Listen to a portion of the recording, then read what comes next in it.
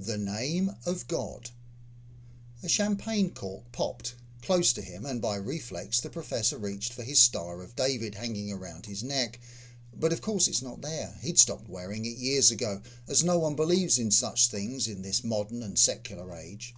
He wasn't used to these glamorous events, women in gowns, men in tuxedos, waitresses in crisp uniforms bustling between chatting throngs with balanced trays of champagne flutes. But for a few moments his discovery had caught the public's imagination, and so here he was in the largest room the university had, with minor celebrities, a few politicians, and some journalists. While staring about himself with an amused expression on his face, a journalist tried to interview him. She was all breathless excitement and smiles.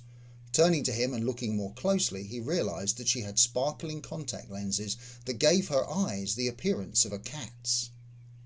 She had a camera drone hovering over her right shoulder. He could hear the tiny fans that were keeping it in the air. It was recording everything.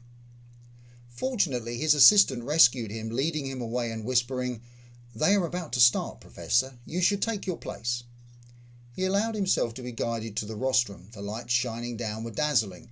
Everyone turned to look at him, and he felt his mouth go dry. Taking a sip of water, he cleared his throat and welcomed everyone to the celebration. He glanced over his shoulder and could see the large screens showing various alphanumeric test sequences as the system loaded up. The readout showed that the calibration test was almost finished. Welcome. I'm pleased to have you all joining us at the university to welcome the first use of the new Quantum Deep Scanner. Together we are going to see the most basic building blocks of the universe, smaller even than the subatomic. It is a truly momentous day. It will give us new insights into the fundamentals of the universe. His voice had been faltering to start, but once he got going he felt his confidence grow. The screens refreshed and a weird mosaic appeared as the machine started working.